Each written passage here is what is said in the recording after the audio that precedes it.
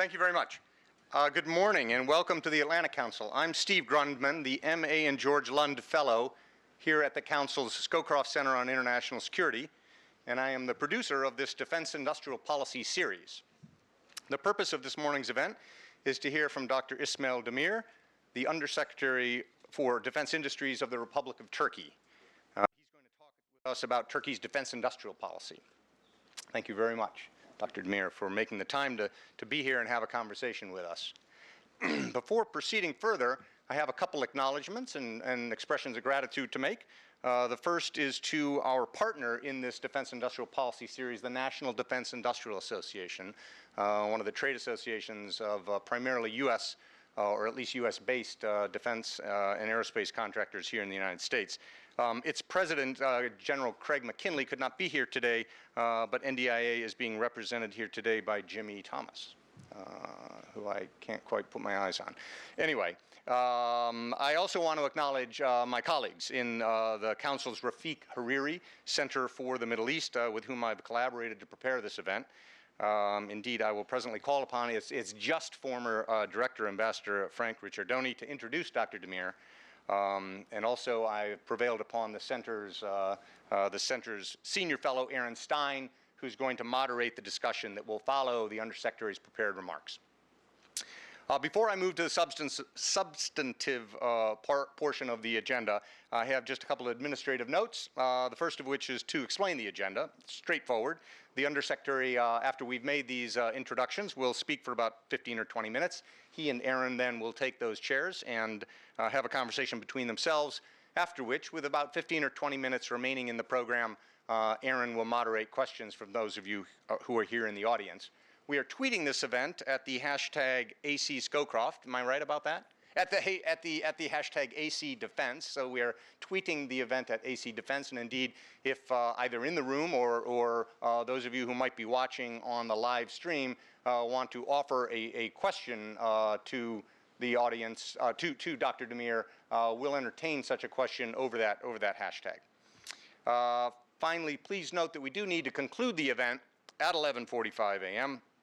So I will appreciate you helping Aaron to that end by pacing your questions as we reach that deadline, and you've got a sense for the number of hands in the queue. Thank you all. The other thing I will appreciate is, as I have said, this is an event in my Defense Industrial Policy series. There are a lot of interesting things that might be talked about around the Republic of Turkey. I would ask you all to keep the scope and focus of this as it's been advertised on defense industrial policy. Thanks very much. Dr. Demir's address today will be the 11th event in the Atlantic Council's Defense Industrial Policy series. The series is an initiative to make a preeminent platform available to public officials who can address government's stewardship of defense industrial resources. Previous speakers in the series have included the 3 service acquisition executives of the U.S. military departments, also the Secretary of the Air Force, Deborah James. And although this series has tended to feature U.S. officials, Dr. Demir will not be the first such acquisition executive from outside the United States.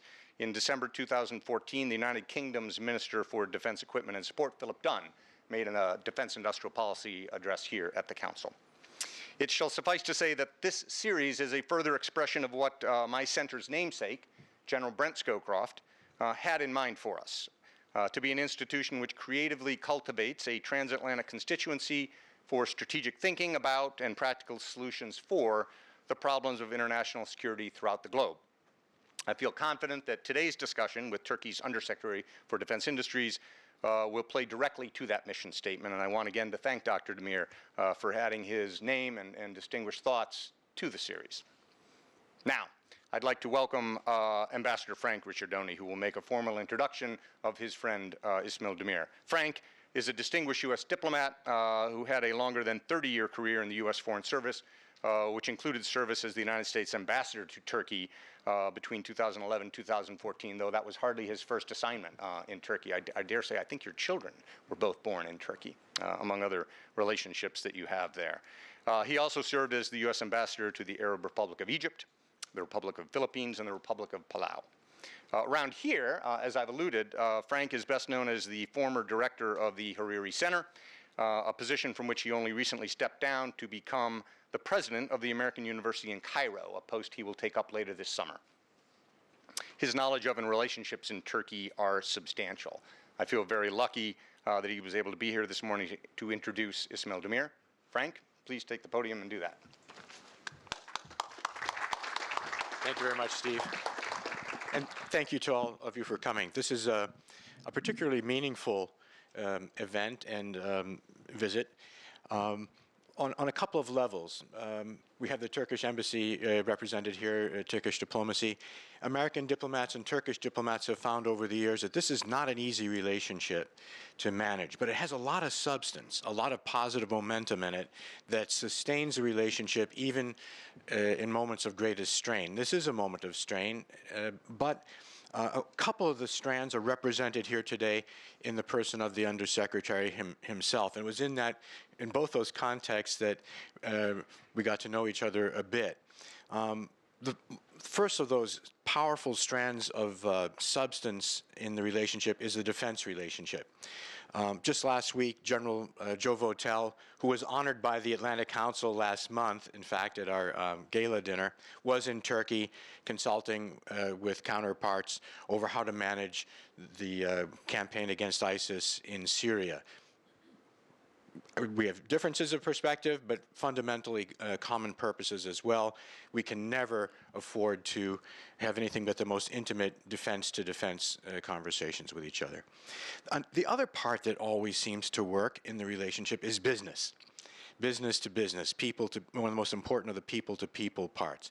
And it was actually first in that context that I first met Ismail Bey when he himself was a businessman long before becoming a public official, in fact, in the airplane business. And I remember it was not an easy, the reason the U.S. Embassy gets involved is usually there can be happy reasons to bring people together. There can be trying to disentangle or help deal with, help improve some circumstances when deals run into problems. And I don't recall how things finally worked out, but I remember working very closely. Michael Lally, Michael isn't here yet, right? But it may come later. It was in that context of trade promotion, trade and investment promotion in both directions. So one of the positive features of Turkey, like other Western states, is that private citizens have channels to come into government and participate. And eminent business people can get tapped by governments to come in and then do public policy work and hold public responsibilities that apply to the business sector. It's the positive part about how democracies are supposed to work. So Ismail Bey, I was very, very pleased when we heard the announcement that you were coming in to be Undersecretary in one of the most key elements of the Turkish government. Not only is it a frequent daily interaction between the U.S. mission, different parts of it, including the U.S. ambassador himself, taking your time from time to time and that of your associates, but also so many of our visitors who come to Ankara are heading straight for SSM and having conversations there and consulting with us back and forth. So you're a really important piece of the relationship. Thank you for being such a motive force in the relationship and such a positive one. And thank you for coming here to speak with not only people in the business sector, we'll have some people from the U.S. government as well, but there are some people in the broader world of public policy that are very keen to hear how this is working out. Thanks also to İlkem Şahin, another Turkish business person that we work very closely with at the embassy to advance Turkish-American trade and investment in both directions. And thank you for helping to bring the Undersecretary to the Atlantic Council. Undersecretary, I'll let you begin now. Thank you.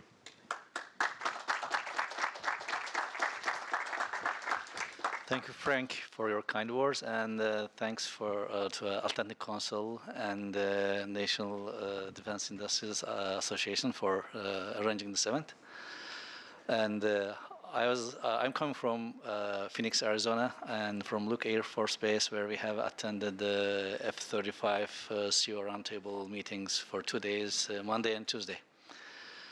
Actually, I grew up in the city Eskişehir, and where I have finished my middle school and high school. and I was heading some kind of aviation clubs, etc. And I grew up with the noise of jet fighters flying over Eskişehir, and it created somehow some things in me. And then it came towards late 70s, the campaign in Turkey that we have to strengthen our defense industry, etc. And at that time, besides being the highest grade university or department in the country, also that aviation integration and closeness made me to select aeronautical engineering as a department. And during my studies, I had always F-15s, F-14s in my rooms, and their pictures I used to write to the companies at that time, General Dynamics and Lockheed, and to ask for the pictures of those aircrafts, and they were kind enough to send me.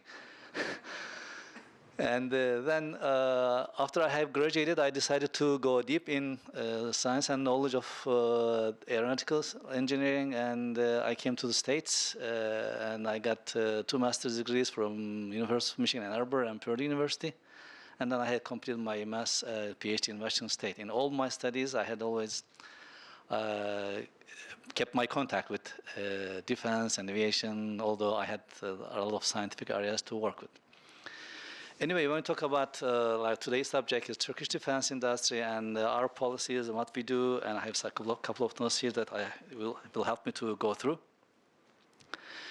Now, Turkish national defense industry, like those policies, as I stated, in late 70s, Turkey had started thinking seriously about developing or improving their own defense industry.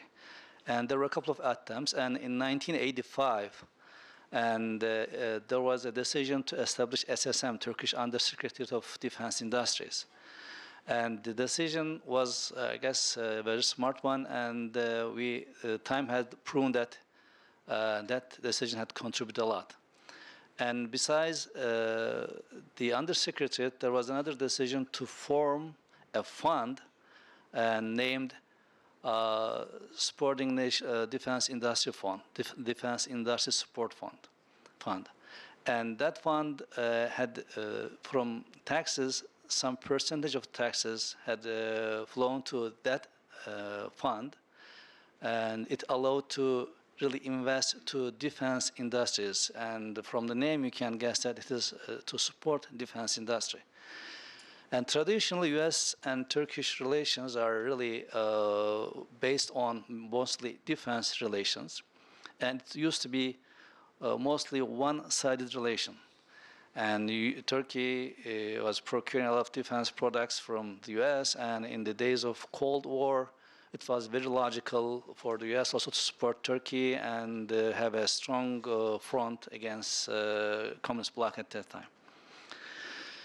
Now, when we come to today, and we have seen a lot of efforts from Turkish side to improve and Turkish national defense industry and try to have indigenous products. Today, we see that the region is in turmoil, and we are going through different difficult times. And Turkey has been trying to exercise some soft power in the region, trying to have zero problem policy among the neighbors.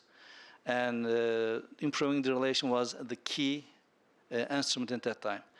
I remember talking to General Abu Zaid about 5 years ago, and he said that, okay, it was amazing to see that Turkey is really putting that soft power policy. But as a soldier, he said that if it was not supported by hard power, it will not endure.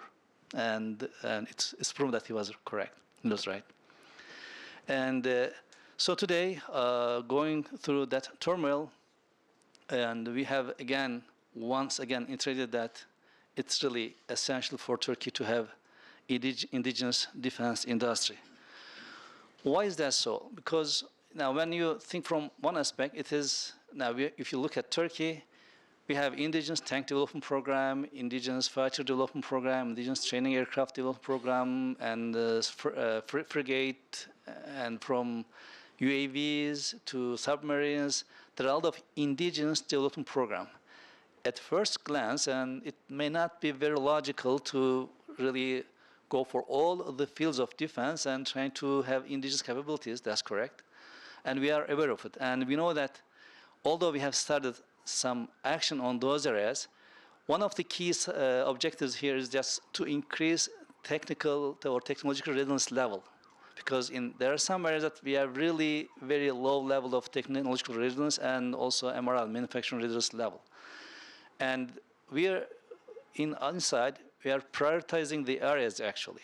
But in all the areas, we must have some basis, even the relations of procurement or modernization or joint work.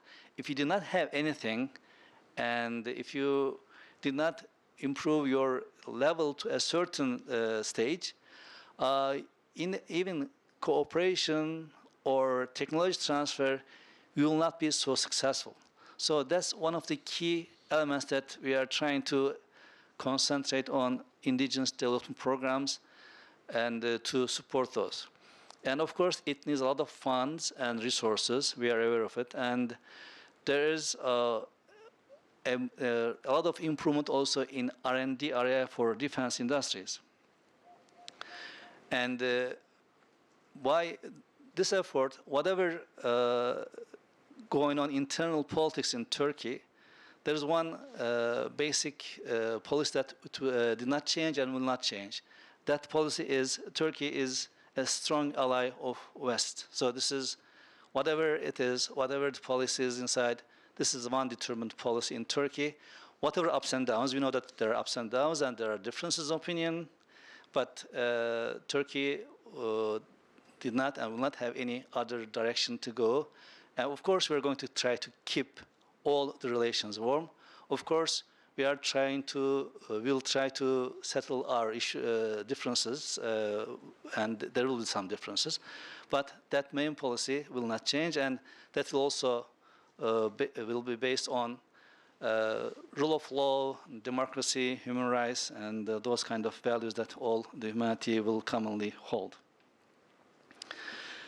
And so I was now trying to underline what is the purpose of Turkish national defense policy. Now we are seeing that Turkish policies are the one that we are correctly applied, because national defense policy, and that policy is underlined and strongly supported by Turkish President Erdogan. And for about 12 years, and there are significant development in defense industries. And although that development will be always seen in showcases like national tank programs, frigate programs, etc., but there is one fundamental issue there, that we have to have an industrial base to stand all those developments. That industrial base must be sustainable, and that sustainability depends on how deep you can go in technology. If you do not have enough research and development activities, if you do not have your technology is serving in all the areas, including some civilian and some commercial areas, you cannot have sustainable defense industry. Plus, export policies. And export is another key item that Turkish defense industry emphasizes. And there's one critical issue here. While we are trying to develop our national defense industry, how would this fit in the international programs like F-35 or some collaboration with our allied countries and including US? The proposition here is such. We encourage many global defense industries to cooperate with us, and we believe that that cooperation will create a synergy, and it's going to be a truly win-win case. And that win-win case does not have to be just 50-50 win-win case. And if it is a win at the end, and parties should balance each other's policies and outcome, then that could also work out. And the activities in Turkey by those defense cooperation, global defense corporations, they can have some joint ventures, some joint activities, joint product, or they can have their supply bases serving to their products. That will also be welcomed by Turkish defense industry. By this way, So while we are going or we're trying to develop our indigenous products, as I stated earlier, there are so many fronts that we know that we cannot go alone on those fronts. So it will be better to have cooperation, and that will open new fronts, new windows for those global defense industry or cooperation as well. Because any activity in Turkey, that will be supported by Turkish resources as well.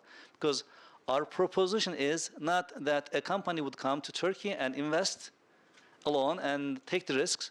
No, we are offering that we'll be a partner taking the risk, investing jointly, and investing to R&D from our resources and owning the things together. So that's our proposition. And we believe that that proposition will create a synergy. It will put more resources to different projects. At the end, jointly owned products will serve to the world market. And that interdependency in long run will benefit all the parties. And we don't want to see a situation where a product or a development or technology transfer process will end up with some red lines that no one can touch, and at the end, it will create a complete dependency. And that's what we are against. So, if we develop something together, we want to own things together, we want to develop things together, we want to invest together, we want to take the risks together, but share the outcome together. And in that, we are facing some arguments about IPs, background IPs, foreground IPs, etc. But all these can be settled down as long as there is a serious intention for joint activities. And sometimes I feel that many companies really fail to see that synergy. And sometimes I see that they are trying to put cart in front of the horses instead of putting the horses in front of the cart. Horses should pull the cart, and then the cart will follow. And that has been realized as, okay, buy something, do something, then we'll do something. It's not that. Okay, let's do something together, and as a result, that joint production or development project will also make you to sell something, to be in the market together. And as I said, I'm coming from a F-35 meeting, and it is one of the examples that we have joint activities in 9 partner nations. And talking about F-35, it is one of the state-of-the-art aircraft, and one of the discussions that we all shared and discussed together is the cybersecurity issue. That aircraft itself, and from the example of that aircraft, there are so many systems that the allied nations will use together, will have some command control systems and softwares and dependencies. So the cybersecurity becomes the top critical issue among those nations, and one way or another, this is creating and will create more interdependence. And no nation, if they are allied nations, they are supporting each other, can go alone and make sure that they are safe enough to operate. So all the partner nations in general and defense industry in general must understand that if you try to go alone in that cybersecurity front, and either you'll be vulnerable because your partners will be left alone, or vice versa. So that's another area that I want to emphasize. I guess I don't want to go very long in my discussions. I want to cut my talks at this point, and I want to go maybe to the next stage. Thank you.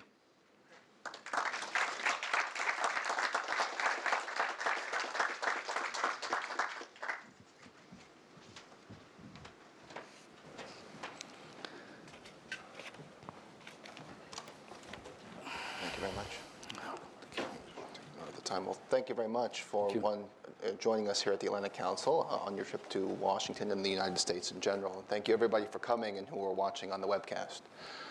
For those who don't know me, I'm Dr. Aaron Stein, and I'm the Senior Research Fellow here for Turkey. So I want to just start basically by just drilling down a little bit on your exact role and how it fits into government bureaucracy. There are different processes involved in procurement decision makings, both in the United States and inside Turkey, and obviously because you're in charge of procurement inside Turkey. I'm curious to see how your job, can you drill down a little bit in the specifics of your job, how decisions are made, and perhaps what are prioritized in this process? As I mentioned, there is a fund called the Defense Industry Development Fund, and that fund is being spent by our agency, and we are the ones who are entitled to spend that fund. And by law, that passed 30 years ago, our official description of our work is to carry out the modernization process of Turkish armed forces and also improve or support defense industry.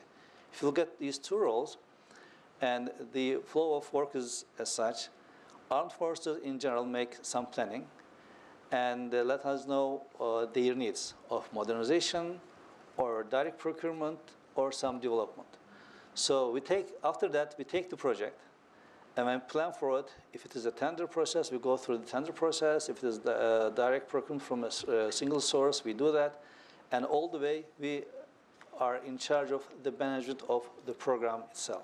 So that management of the program is done in different stages. One is the legal paperwork. The other one is technical side. In technical side, mostly, we are having strong support from Turkish armed forces according to their specialties. So that's the process that we work. And that fund has their own resources, but sometimes from national budget, different branches of armed forces require some other modernization projects.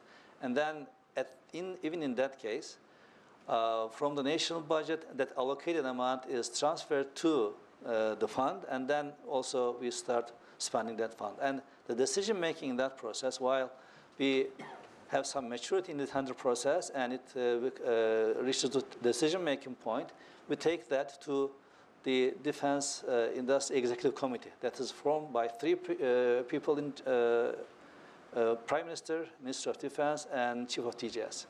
So that three people are the one who are the decision maker, and our agency making the paperwork and preparing all the files for them to decide.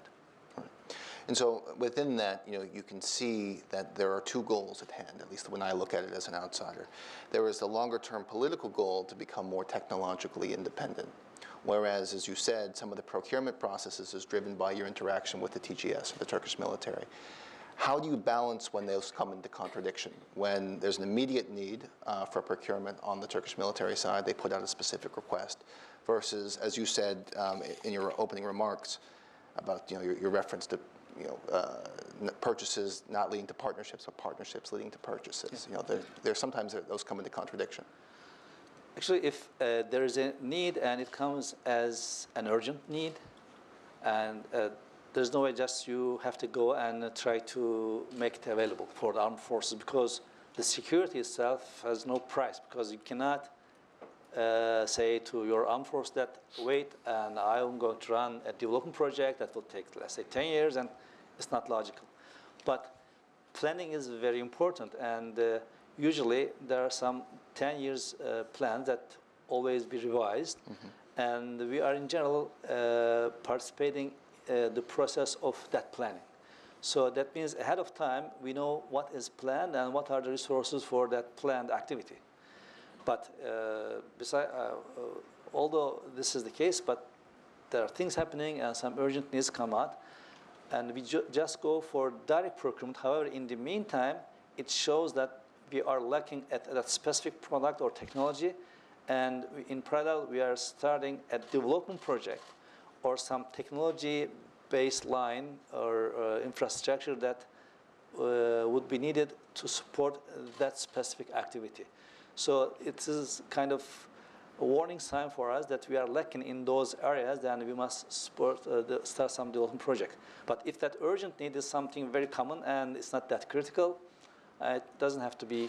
And in some cases also, we might have the capability, but it might take longer time. So we'll just go for direct procurement. However, again, all those needs are warning signs for us that what is lacking in our industrial base, what should be concentrating on. And one of the departments that we have are doing R&D work, and we are allocating some funds for research and development. targeting specific technology areas in different weapon systems. And let me just pick up on that. It's something that, building off your original statement, is maybe the decision was made in the 1970s to begin to explore ways to become more independent. The actual implementation of that decision, perhaps, as you said, in 1985. And then let's say we're seeing some of the benefits of that moving forward as key developments being made in the Turkish defense industry. But as you said, you have a lot of projects that are on, that you listed in your opening, from the submarine to helicopters, to missile defense, to aircraft. And then built upon that, underneath it, you have the desire to build up your technological base. What are your number one priorities? So how has that investment in the R&D been going? What are you focusing on specifically? And then how has that helped sort of the second phase of developing your indigenous programs? In terms of areas, there are so many areas, as I stated, but for example, now look at the current situation in the region. And there have been a long discussion that was also popular in international media about the air missile defense system. So Turkey has been evaluating this system, etc. But what we end up with is that if you are independent in that, that will be the basis. If you look at what's going on, and there were Patriot systems in Turkey, and none of them were stable, and one came, and the other gone, and then the other came. So there are times, and that even now, we don't have enough air missile defense infrastructure right now. And even if you had it, now we know that the final decision is not in your hands. So that creates a complete dependency. And so those kind of crises are a reminder to us that we have to be developing some systems, like starting with air missile defense system, for example. It is an integrated system, and moreover, it includes so many technologies that will help the other areas. It will help your radar technology, it will help your missile technology, it will help your command and control technology. So if the projects that are broad-based and touching to many areas are really essential for us, because any technology that you have developed, you can use in the other areas. One issue might be critical for companies, and the question could be, okay, why should we get integrated in your projects? And we know that at the end, they will be creating some kind of competitor. Our counter argument is that you will not be creating a competitor, you will be creating a partner that will also make your job easier, share your burden, and then owning together that thing in the long run, in a partnership spirit, will make us win all together. So I'm just going to pick up on that a little bit, that partnership aspect. Is how would you envision that actually working? Is that, so you begin with the project, you begin with the focus on R&D. So there are a lot of partnerships that Turkey has with large multinational defense companies. Is there an ideal model there that's been working that you would use to replicate in other things? Or have we not figured it out yet and you would like to see more on our side? But there are many models. Each one has their own feature. In some cases, there are successful examples that Turkey is creating a really able and quality manufacturing baseline for different countries, and it is a happy relation that both parties are happy because of the cost and quality issues, and Turkey is providing very good support. In some cases, there are some joint engineering or R&D activities that companies are happy. I don't want to name companies or specific activities. However, there's a broad range of things, and right now there have been some really perfect relations in mostly manufacturing side, but now we are at a different stage right now. We must move one step further. That means it must be a collaboration in design and development activities, not only manufacturing side. Manufacturing is a stage, and in a blueprint, you make the things and you make perfect manufacturing, etc. Fine, but being a part of a big project, part of a development, and that's another stage that we could have some common project going on. And right now we have been discussing a couple of one of them with some companies, and at the end, I guess we'll be ending up with a design and development and owning that project together. So that's the strategy, and the message that I want to give here, that one step further, meaning participating in design and development activities and engineering activities engaging engineering teams together and R&D teams together. This is another stage that we want to be in right now, and we had enough, I guess, of experience on the manufacturing baseline that could continue, and we will continue to support that.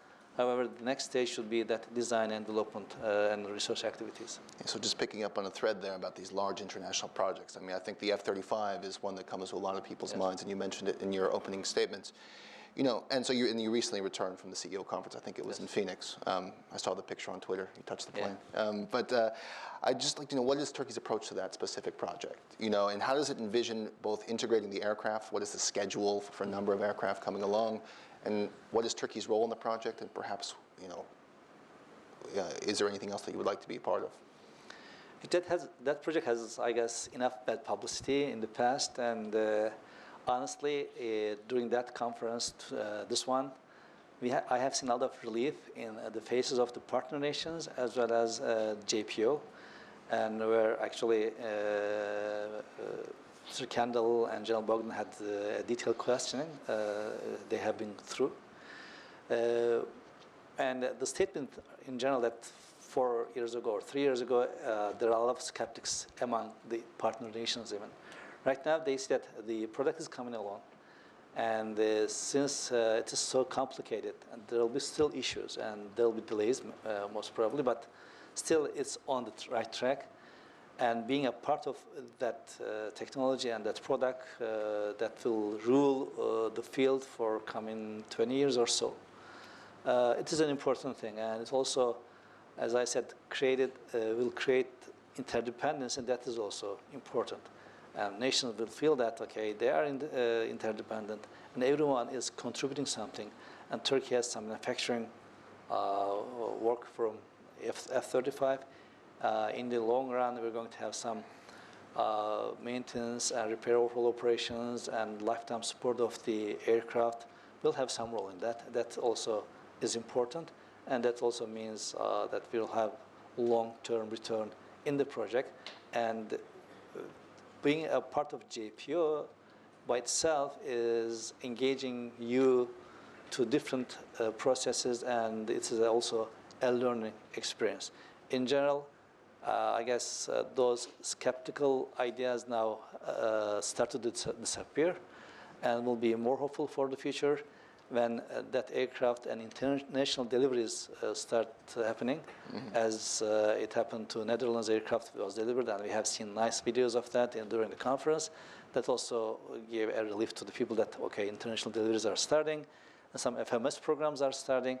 So although it is expensive, although it's maybe over budget and over time, but those projects are not that easy, and also there are lessons learned that also will maybe take that lessons to adopt our projects. Do you have plans to somehow integrate that aircraft with some of your own indigenous projects? You know, so some of it, you know, playing off against one another? As I said, there are lessons learned in each project, and there are some lessons also we have learned during this project. And our indigenous fighter jet program is an ambitious one, we know that. And we'll go very carefully. We know, as I said, that experiences about the budget and time will thought as lessons. We are very careful designing that process. We will not give up. Again, we are in the process of having some foreign technology partner in that program.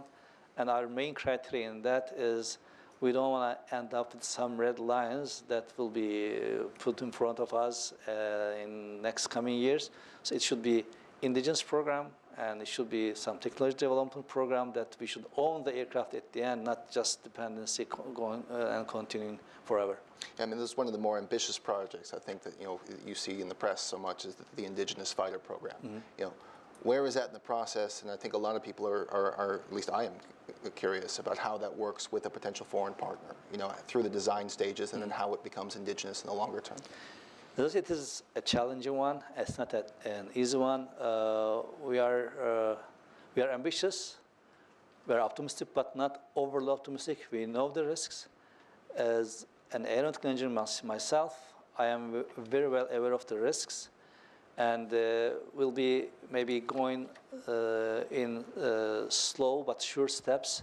Make sure that independence will happen in this foreign partnership Also, those discussions and developing the model is taking some time and will take some time because we want to make sure that everyone understands what will be the roles of and responsibilities. Although we have declared some major milestones and some targets, but having indigenous products may be more important than meeting the deadline because we will not sacrifice the ingenuity of the process in return of meeting the milestones. Right. And one thing that I think that you see a lot is that in these larger programs that cost a lot of money up front is that they're dependent upon a stable export market. Yes. And I'm curious, what markets is Turkey currently most active in? And maybe down the line, as some of these indigenous projects come online, what export markets are you targeting? Actually, the region that Turkey has own hinterland. Naturally, we are contacting to many countries, and we have, for example, number of embassies that have been opened in Africa, or we have a lot of contacts in Central Asia, and there's a hinterland that naturally can see that Turkey will be effective. And Turkish Airlines is #1 airline in Africa right now, and that is based on a mutual support projects, and that could continue. And so sustainability is important, and without an export market, what will be the use of those defense, coastal defense projects? That could be a logical question. However, sovereignty is the key element for us, but not for any cost. Of course, there should be some return, and we know that, or we believe that there will be a market for our products, and with the right approach. And again, if some global defense companies are jointly involved in those projects, and there will be an opportunity for them for those markets as well. We believe that our selling power will be more than any other country in some regions of the world. Can you expand upon that a little bit? One of the things that you say is that you would like a partnership with these firms. So as Turkey begins to look out with I would say, multinational firms, how do you envision striking that same balance that I brought up in the earlier question, is that you have the cost of developing it. Obviously, you have proprietary information, and then countries, or at least companies in third-party countries that want basically the same approach that Turkey is having. So what are your long-term goals as you start to come online as a defense exporter? Yeah, at the end, I guess you may not end up with the fact that every country would like to develop their own products, etc. And then, but there are things that is possible and that are not possible. Mm-hmm. And in terms of human resources, in terms of financial resources, if you look at all these, I guess Turkey in a better position than many other countries. If you look at the rich human resources and dynamism of the country and economic activities, we have much better potential than any other countries. If some other countries are willing to go in the same direction, we again will be in partnership spirit, as we suggest to the other companies. When we go somewhere, again, that partnership spirit will be there, and that might reduce your share in financially, but it will be sustainable and long term. And it's not just one quick hit and quick gain. It might be slow, it might be a joint development, but we'll respect the other countries' indigenous programs. But if there are not enough resources, I guess it won't be logical for any country to go in. And one of the reasons that Turkey is really has high aspiration about this, we know that we have really good resources. And I see especially human resources like some mine that we should really treat. And it is kind of jewelry, all gold mine, that if you really have the right treatment, you can get a lot of value out of it. And this is one of the challenges that we have. While we announce all those projects, I guess we must be very careful, besides putting some financial resources on technology, but the key element is the human resources and having able and knowledgeable human resources that will be injected to the projects. And that is one of the key activities that we must concentrate on. Yes. So, and this is the final question before maybe I'll turn it over to the audience for a broader Q&A, is, let's say the next 5 years. I mean, what are you specifically focusing on the next 5 years as your top priorities in terms of both the R&D side and then the top-level projects that you would like to see come online? Actually, the policies are well defined, like as our president always emphasized, and those policies have been encouraged by him, and especially defense policies, and as he stated so many times, under his specific agenda. And many times it's been asked, those projects been followed by him, and I've been many times questioned by himself, and that means there's a strong desire and push from the governmental or decision-making mechanism, and that will always push us to technological advancement, and owning the technology is the key element for us here.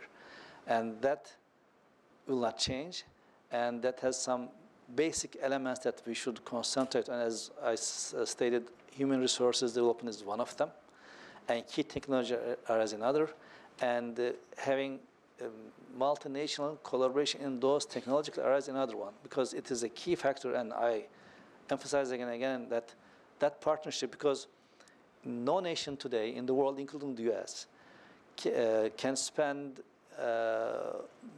or can go in depth of those technologies in all the areas of defense.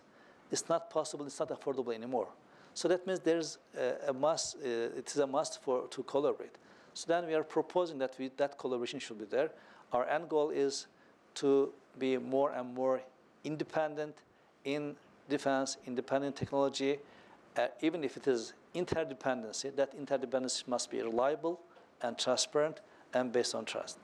Great. Well, I want to thank you for your comments here with the Q&A with myself, and now I'm going to turn it over to the audience. Thank you. I will start by saying we would like to limit the questions to questions, and they end with a question mark, not 10-minute sort of your thoughts on broader issues. And so, please, I think somebody has a microphone. We'll walk around and introduce yourself so we know who is asking the question. So please, I know who you are.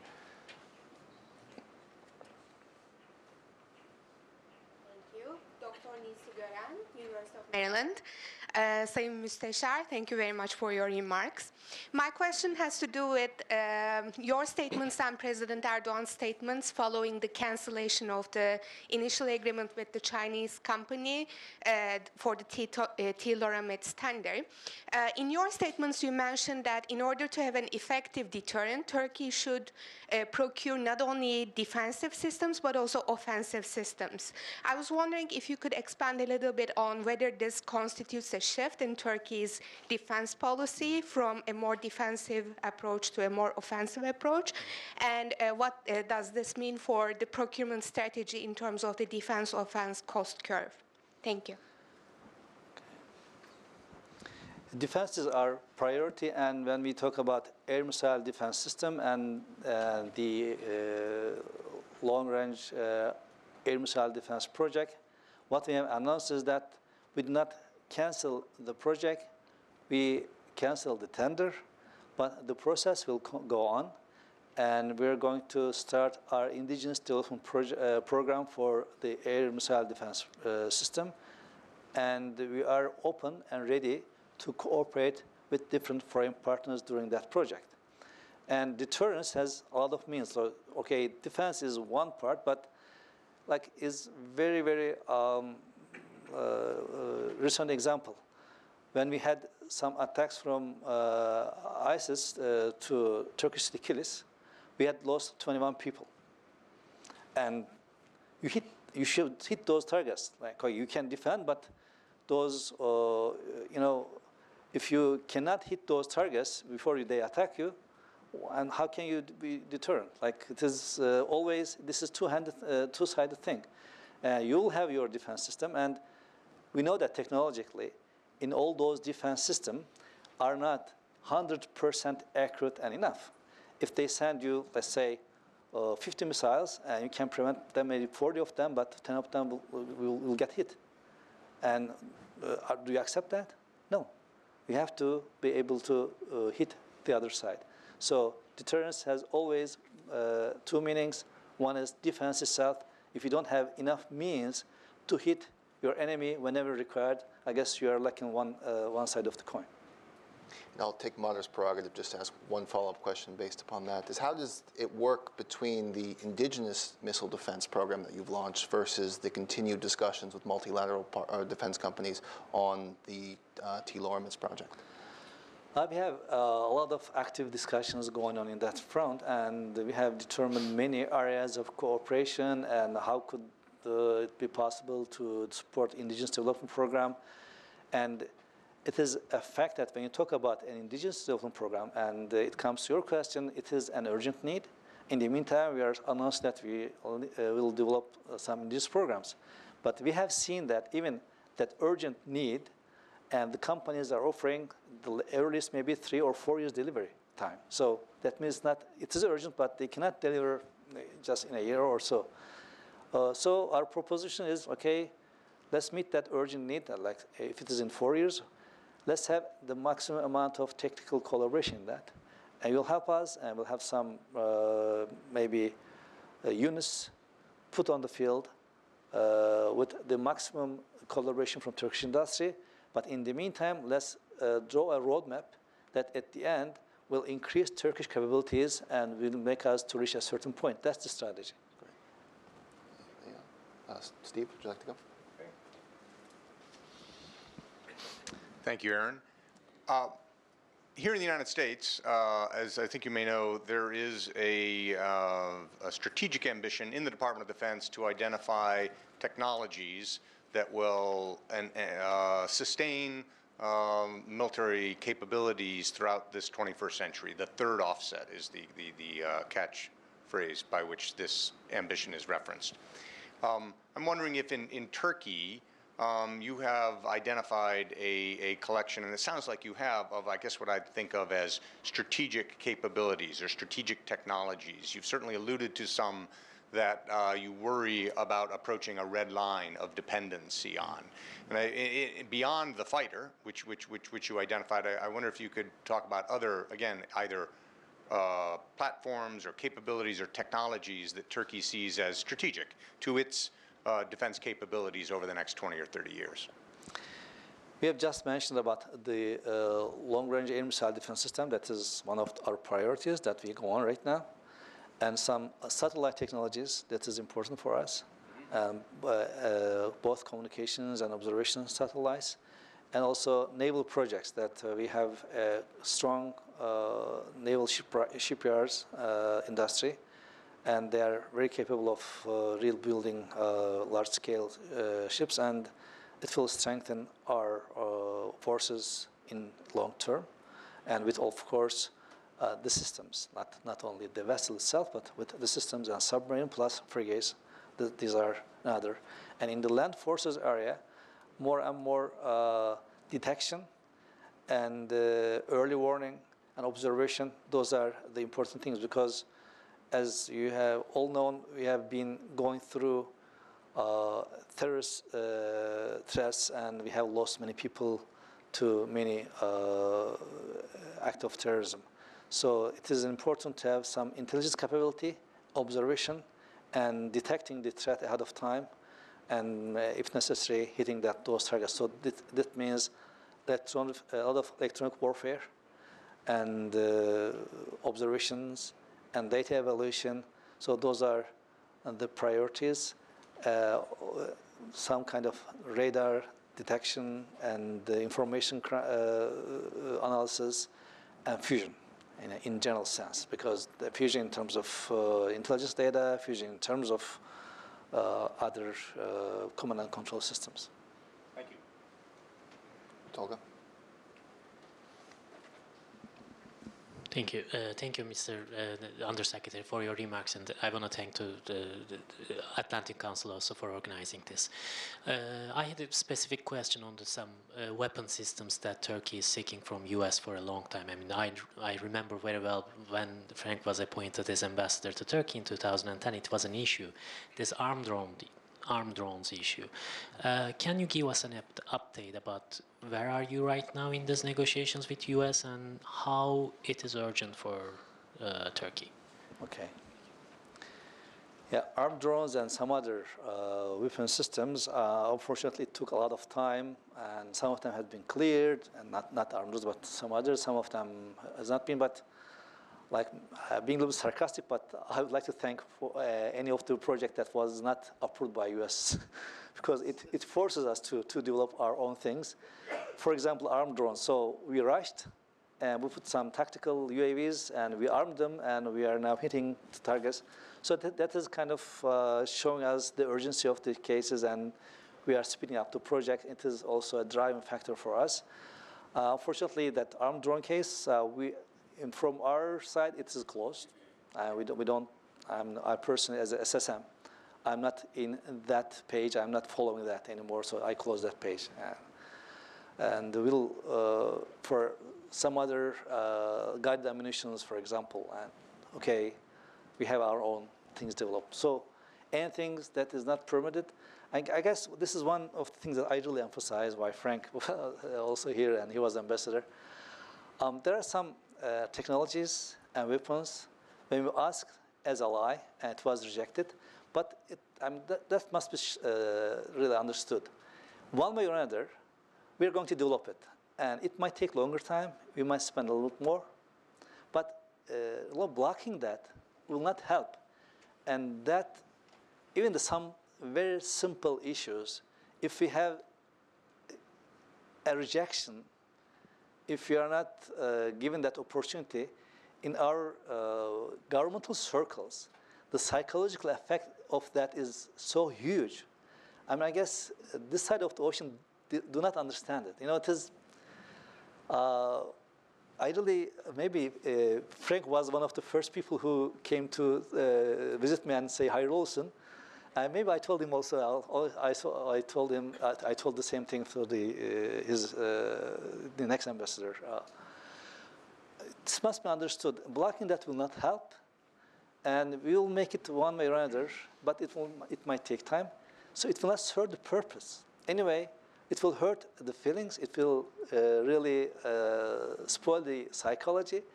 So let's sit down and talk logically, and where it goes, how it will be used. That is understandable to discuss the usage of that, okay?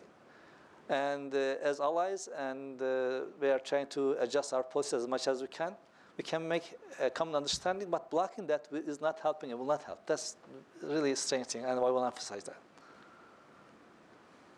Any other question? I mean, one thing I'd like to pick up on maybe is the indigenous drone program has obviously been a large focus of the government, and there was the recent test of the armed drone. How does that, how did that project come about? In terms of what you were talking about earlier, the investment in indigenous expertise, and then how does it then fit into Steve's question, about the fusing of data? So how does not just the drone being successful, but then the longer term ambitions for it? Actually, all the baseline technology is there. It is just a matter of time to all collect all of them together and engage them. And so it is going step by step. And one thing is making us hopeful that, as I said, if you go each individual technology, they are there. So integrating them and the willingness and the capability, both of them, all of them are there. So it is just a matter of time to integrate them. And therefore, that's what I'm saying, like the fusion. Okay, if we have some collaboration and we get it earlier, fine, and we'll be thankful, and there'll be a lot of collaboration. But if not, maybe 1 year later we'll get it. So, right. Any questions from the audience? Okay, I'll ask one yes, other. so. We, for obvious reasons, are somewhat focused on, in this conversation, the relationship that Turkey has with the United States, the defense industrial relationships Turkey has with the United States. What other partners, industrial partners, either countries or companies, are important to the fulfillment of the defense industrial plans that you have in Turkey? One basic thing, Turkey first want to have cooperation or industrial partnership with Western countries. This is one of them. And I remember the heart of discussion, and it was the first days of my assignment that was the peak of the discussion about Chinese missile systems. And what I have been telling that, okay, this is something that we need to do. I mean, we are trying to go through some technology transfer. We want to have some systems that we own, we operate. And that was the reason to select it. And it was a selection process that our agency has done. And at the end of that tender process, one contender had the number one. And we had looked at the options of technology collaboration and transfer.